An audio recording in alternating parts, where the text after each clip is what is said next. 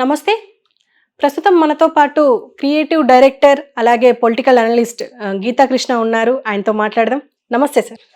Balakrishna and CM Revanth Reddy ఇద్దరు భేటీ అయ్యారు అని చెప్పేసి, కానీ అందరికీ ఆతృత ఏంటంటే వీళ్ళు ఏం మాట్లాడుకొని ఉంటారు, ఏపీ రాజకీయాల గురించి మాట్లాడుకొని ఉంటారా, ఎందుకంటే ఎలాగో టీడీపీ కూటమి అధికారంలోకి రాబోతుంది అని చెప్పేసి చాలా మంది మాట్లాడుకుంటున్నారు. అసలు ఏం జరిగి ఉండొచ్చు అంటారు? ఊళ్ళో పెళ్లి అయితే కుక్కలు కడవడు కదా, మన సోషల్ మీడియా అంతా కుక్కలు.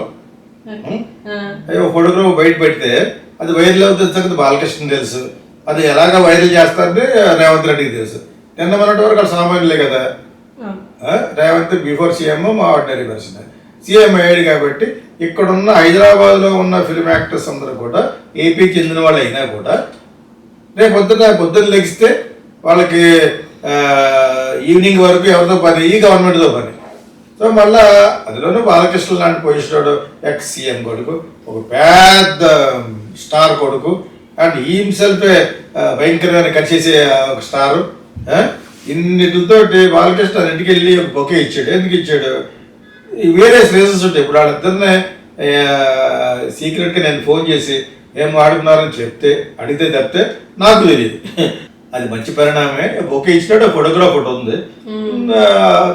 ప్రతిదీ అవసరం కోసం వెళ్ళవసరం లేదు. కానీ అందరు ఏమంటున్నారంటే టీడీపీ నుంచి వచ్చిన వ్యక్తి CM Revanth Reddy and TDP వ్యక్తి ఇప్పుడు బాలయ్య బాబు, అంటే వీళ్ళిద్దరూ ఇంకా ఏమైనా పన్నాగాలు వండుతున్నారా అని చెప్పేసి అపోజిషన్ వాళ్ళు మాట్లాడుకుంటున్నాం ముచ్చట. ఎందుకంటే ఎల్లో కలిశారు అని చెప్పేసి. యాక్చువల్గా రేవంత్ రెడ్డి కేసీఆర్కి కూడా శిష్యుడే. చాలా తెలివైన కట్ చేస్తారు. ఒరిజినల్గా చంద్రబాబు నాయుడికి లేటెస్ట్గా వచ్చినవాడే కదా Revanth Reddy, young fellow. So వాళ్ళతో కంపేర్ చేస్తే 20 ఏళ్ళు చిన్నవాడే కదా. సో కేసీఆర్ తెలిసి ఇతనికి పొటెన్షియాలిటీ అంటే అది మిల్లిగా కట్ చేసుకుంటూ వచ్చాడు. మనవాడు అర్థం చేసుకున్నాడు రేవంత్ రెడ్డి, వీడు నేను ఎలా కట్ చేస్తాను చూసుకున్నాడు. ఓకే, దానికి ఆజ్యం పోసింది ఎవరు? టీడీపీ, చంద్రబాబు నాయుడు. ఎందుకంటే చంద్రబాబు నాయుడు అధపతాలను నొక్కేశాడు. ఆఫ్టర్ సెపరేషన్, స్టేట్ సెపరేట్ అయిన తర్వాత అసలు మచ్చుకు కూడా దగ్గర రానివ్వకుండా చేసి ఓటుకు నోటు కేసులు వేసి కట్ చేస్తే హైదరాబాద్ కూడా 10 సంవత్సరాలు నువ్వు వాడుకోకూడదు అన్న కండిషన్ పెట్టి మొత్తానికి ఇండైరెక్ట్గా అమరావతి కండిషన్. సో చంద్రబాబు నాయుడు ఇల్లు తప్ప మిగతా చాప్టర్ క్లోజ్. తెలుగుదేశం ఒక సీటు కూడా రాదు. నాకు తెలుగుదేశం ఇక్కడ ప్రెసిడెంట్గా ఉన్న రమణ కూడా బాగా ఫ్రెండ్ నాకు. సో వైఎంపీ ఎల్ రమణ ఉంటుంది అతని పేరు. మొన్నటి వరకు వాడుకునేవాడు, నా స్టేటస్ వస్తూ ఉంటాడు, మంచి అతను యాక్చువల్గా. సో ఒకసారి పార్టీ తుడిచిపెట్టిపోయింది. అయినా కూడా అది ఒరిజినల్గా చంద్రబాబు నాయుడుని గురువుగా తీసుకునే, ఇది గురువుగా తీసుకోవాల్సిన అవసరం కూడా లేదు. ఎందుకంటే Revanth Reddy is very clever person. అంత బాగా మాట్లాడే వ్యక్తి నేను ఎవరిని చూడలేదు. మంచి బూతులు మాట్లాడే బూతు మళ్ళీ మాట్లాడకుండా అన్ని బూతులు వచ్చు. విషయం ఉంది, పొలిటికల్ విషయం ఉంది, అన్ని విషయం వచ్చి అనర్ఘళంగా ఎదురు వ్యక్తిని ఫక్ చేసేస్తాడు. ఒక కేసీఆర్ ఉండేది ఆ ప్రతిభ, కేసీఆర్కి మించి ఉంది ప్రతిభ, సమయస్ఫూర్తిగా మాట్లాడే ప్రతిభ. నేను రేపే సరదా ఏదో బొక్కేద్దాం అనుకున్నాను, పనే లేదు. యంగ్స్టర్ ఇప్పుడు కాంగ్రెస్ రిప్రజెంట్ చేస్తున్నాడు. తెలుగుదేశం నుంచి కాంగ్రెస్కి వెళ్ళి కాంగ్రెస్కి మళ్ళీ ఒక పూర్వ వైభవం పట్టుకొచ్చాడు. వాళ్ళకి అన్ని విధాల తెలంగాణలో ఆ అధికారం ఉంది. తెలంగాణ రాష్ట్రం ఇచ్చిందే కాంగ్రెస్. విశ్వాసఘాతకంగా చేసి వాళ్ళు బ్యాట్ చేసేసింది కేసీఆర్ కదా. టీఆర్ఎస్ పార్టీ తప్పది. కాంగ్రెస్ని ఎంత బదనాం చేయాలో అంత బదనాం చేశారు యాక్చువల్గా. సో ఆ టైంలో తెలుగుదేశం నుంచి వచ్చి ఒక వ్యక్తి వాళ్ళ తరపు నుంచి నిలబడ్డాడు కాబట్టి రాహుల్ గాంధీ, ఇంతకంటే సీనియర్లు ఉన్నారు, ఓ ముఖ్యమంత్రులు ఉన్నారు కదా, వాళ్ళందరూ కాదని ఎందుకు ఇచ్చారు? వాళ్ళ వల్ల ఏమైంది? వాళ్ళు అవ్వలేదు కదా. మరి వాళ్ళందరి వల్ల ఆ పార్టీ వస్తే పాత్ర ఇవ్వడం తప్పితే ఇతను ఏంటంటే తెలుగుదేశం నుంచి వెళ్ళి అక్కడ జాయిన్ అయ్యి ప్రెసిడెంట్ ఆఫ్ కాంగ్రెస్ అయ్యి తర్వాత గెలిపించాడు. ఎందుకంటే మొగడు ఎవడు ఉండడు. దట్ అగైన్స్ట్ పొలిటికల్ చారిక్యుడ్ ఎవడు? KCR. It is not that easy. వాళ్ళ రూట్లోకి పాతికిపోయాడు డబ్బు ప్రకారంగా. 10 years అంటే ఏంటి? ఫ్యామిలీ అనేది తెలియని వాళ్ళే. ఒక పర్సన్ కాదు. KTR is intelligent person. KTR అంటే నాకు మామూలు కూడా ఇష్టం, ఎందుకంటే వెరీ ఇంటెలిజెంట్ గాయ అతను. ఓకే, తర్వాత చిన్న కేసుల గురించి ఎక్కడన్నా ఏదో ఛానల్లో నేను ఎప్పుడు ఎలా ఉంటానో అలా మాట్లాడతాను అంతే. బట్ వ్యక్తిగతంగా ఐ లైక్ హిమ్. మంచి ఆయన కేసీఆర్ కూడా ఉన్నాం, కేసీఆర్ కూడా మంచి నాలెడ్జబుల్, ఇంక్లూడింగ్ ఆ అమ్మాయి కూడా బాగా మాట్లాడుతుంది. అది దురాశ, అది బయట దొరికిపోయింది. ఓకే, ఆ ఒక్కటి తప్పితే ఎవరు కూడా పాలిటిక్స్లోకి వచ్చిన తర్వాత ఎవరి టైంలో వాళ్ళు దీపం ఉండగానే ఇల్లు చక్క కొట్టుకునే టైంలో ఉంటారు అక్కడ. మీకు అదే ఇప్పుడు తీసుకోడు ఎవరో ఒకళ్ళిద్దరు గోవాలో చచ్చిపోయారు ఆయన పట్న ఆయన సీఎం ఆయన అటువంటి మంచి వాళ్ళు ఇద్దరు ముగ్గురు ఉంటారు తప్పితే మిగతా 95% అంతా ఫ్రాడ్ గాళ్ళే. అదేటప్పటికి సో ఇది జనరల్గా జరుగుతున్న కథ. ఈ టైంలో సీఎంని కలవడం అనేది ఎంత జస్ట్ డిప్లొమాటిక్ గేమ్. లౌక్యం ఉంటాం కదా, అదే టైటిల్ కూడా ఉంది, లౌక్యం అనే దాంట్లో వన్ ఆఫ్ ద యాక్ట్ అంతే. రేపు నేను 2-3 రోజులు వెళ్దాం అనుకున్నాను, ఇలా I want to give him okay, what is that, because we should wish him.